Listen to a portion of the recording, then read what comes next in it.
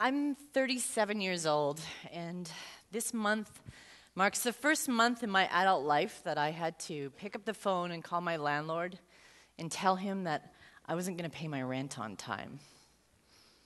I'm not telling you this because I want you to pity me, and this is not a rags to riches story yet. I'm doing some of the most exhilarating work that I've ever done in my entire life. I feel more alive than I've ever felt. And although I am more broke than I've ever been, I'm also happier than I've ever been too. Hello, my name is Tara, and I'm a startup entrepreneur.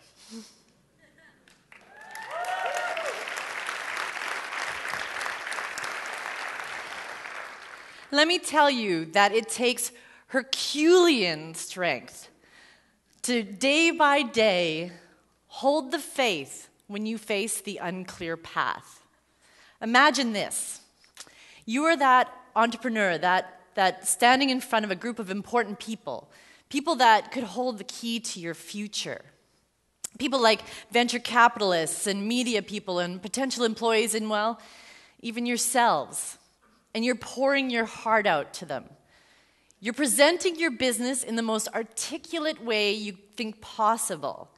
Your heart is beating out of your chest, your palms are sweaty, and you're so filled with excitement and passion, and you just know they're going to see this, and they're going to understand your vision, and they're going to want to come with you down this path, and they're going to want to support you to all of your success. But then you notice something. They're looking a little bored. Some of them are checking their BlackBerries. Others are looking at you like the furrowed eyebrows. And then it comes. They proceed to tell you every which way your business is going to fail. There is too much competition, so your business is going to fail. There's no competition, so obviously your business is going to fail. Oh, let's go back. It's going to fail that way too. It's never been done before, so your business is going to fail. They take that heart that you have on your sleeve, they put it in their teeth, they take a huge juicy bite of it, they hand it back to you, and they say, "Have a nice day. Keep in touch." And you walk out of that meeting with two things. The first, this guy, a broken, bleeding, weary heart. And the second thing you walk out of there with is the burning desire to go back someday and say, "I told you so." And you hold on to that feeling. You hold on to that last bit because you can imagine yourself handing them their hats on a silver platter as they beg to be part of your newfound success. But those are the easy meetings. Those are the ones that you actually know where you stand when you come out of them. The harder ones, well, they start out similarly. You're presenting, once again, with a lot of passion and vision. And this time, instead of furrowed brows and checking BlackBerries, you see a sparkle in their eye. You see them starting to nod their heads. They're starting to ask you questions about your strategy and your technology, and you're answering them like a pro. And things are going really well. And all of a sudden, they're like, "Let's follow up. I want to hear more. Send me this and that." And you walk out of those meetings like practically giddy. You skip your way back to the office. And you get back to the office and you fire off that email. "Great to meet with you today. Here's those documents that you want." You turn around, you high-five your partners. You're like, "Rock, somebody actually gets it. Finally. Woohoo, you're ready to celebrate." And then a couple of days go by and you don't hear anything, which turns into a week, still nothing, and your spidey senses start tingling. Maybe they got sick. I know they're really, really busy these days. I mean, it's a really busy season, of course. So you send a little follow-up email and you say to them, "Hey, just following up, let's get the ball rolling." And then comes their reply. It's vague and flat and not at all like the last time you talked. It goes something like this. "Dear Tara, Thank you for taking the time to bring your team in. We really enjoyed meeting you. We think you have a great idea, but we're just going to pass. Keep in touch. Keep in touch. This is when you go and take a big drink. Tequila has been my favorite. What happened? What happened between that really exciting meeting and this? It's like everybody that you're talking to, either directly or indirectly, is telling you the same thing. That they don't believe in you, that they think you have a stupid idea, that you're going to fail, and you might as well just give up. Give up? Are you kidding me? Never! This is my dream, and we have a great team, and we have users, and we have a product that is advancing day by day, and we have a plan. You didn't even ask to see our damn plan. And look at, lots of people believe in us. We believe in us. We just need you to believe in us. You're breaking my heart, but you won't break my spirit. Entrepreneurs have an unbreakable spirit. We have to. Because we have two choices in life. Either this unclear path or to go stark, raving mad. Because the only thing more difficult than building a product and a business and raising money and all this stuff is asking yourself for the rest of your life, what if? There's been a lot of talk recently about what it takes to be an entrepreneur. Now, I'm not going to put any parameters on what is and isn't an entrepreneur, other than to say, in order to be an entrepreneur, you need to be all in. So if you're working on a side project, that's wonderful and creative and keep doing it, but it doesn't make you an entrepreneur. And I was a consultant for many years, and I thought I was an entrepreneur, but now I realize that's better defined as being self-employed. When you are all in, you are obsessively focused on survival and the success of your business day in and day out because you have to be. Whatever it takes to be a success, you get really creative at finding it. You go to bed every night and you dream about finding it. You wake up every morning and you start planning on finding it.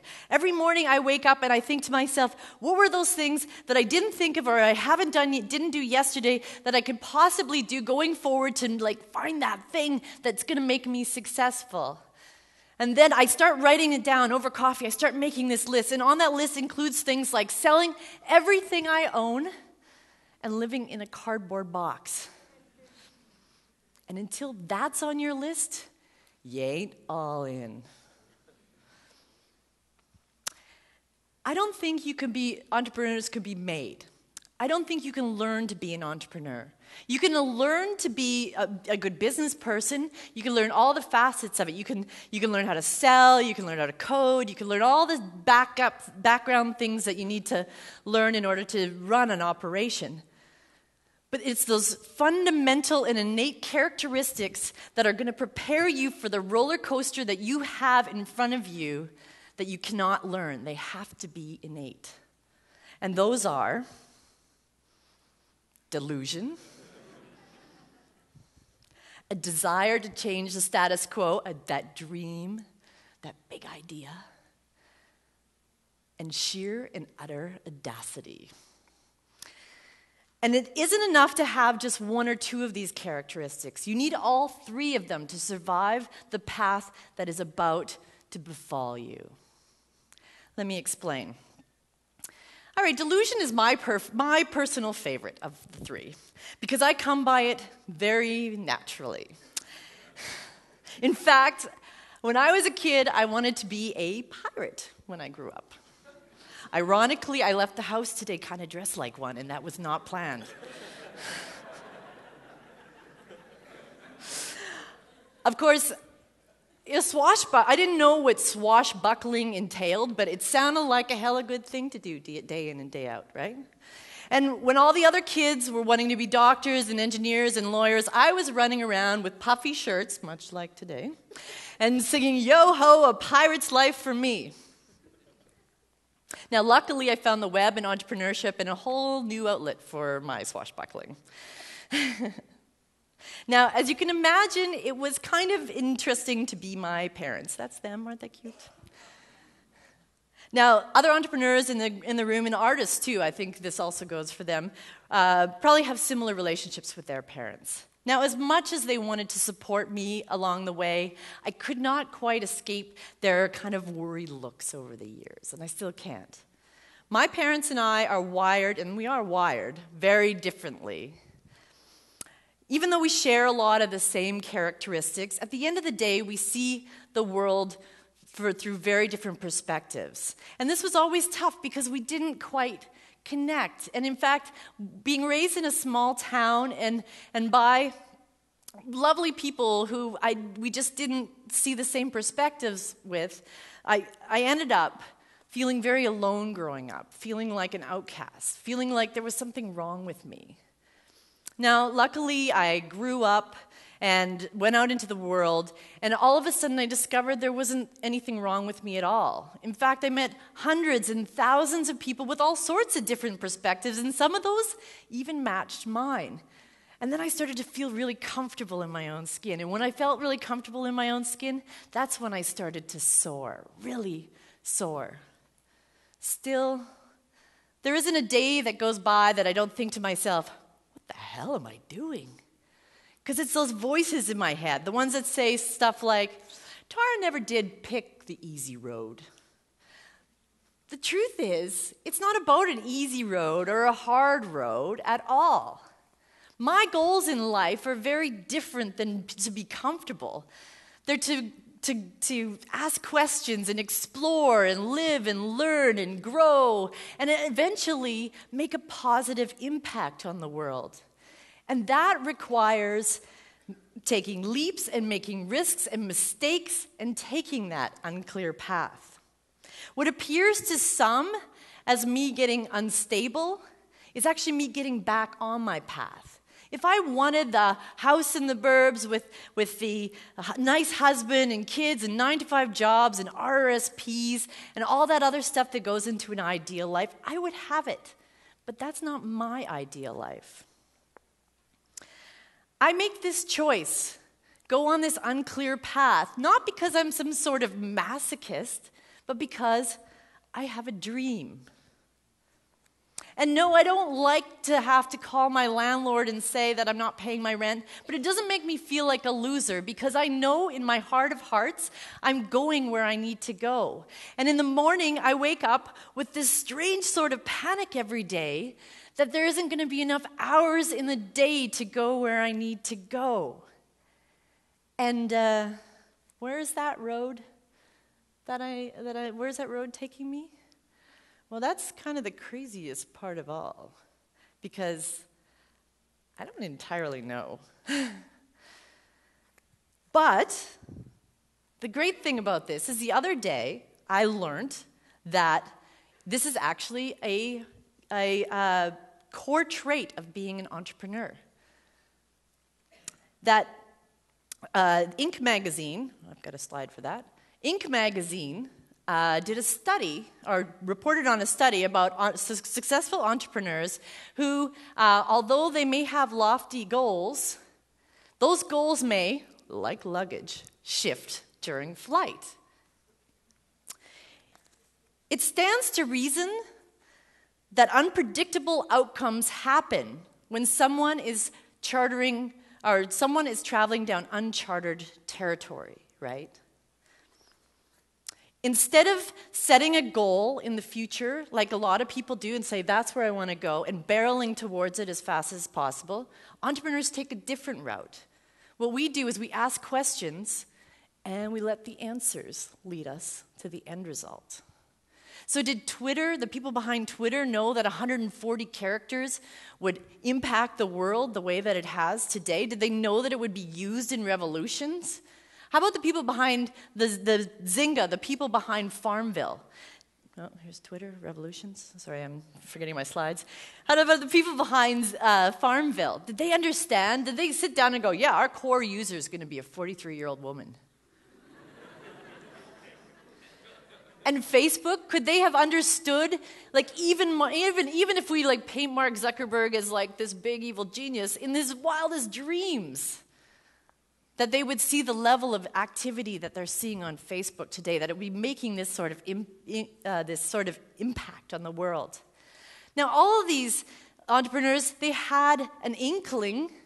They asked the questions and built something to give them the answers, and now they're where they're at.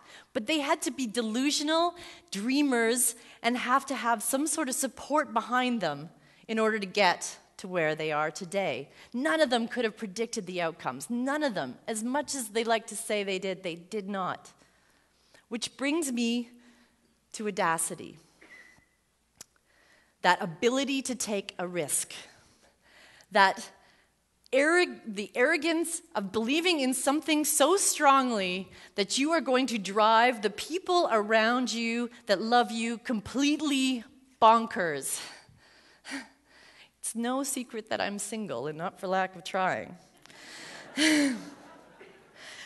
But I will tell you that when I think about it, there's absolutely no way that I could possibly be in a relationship right now.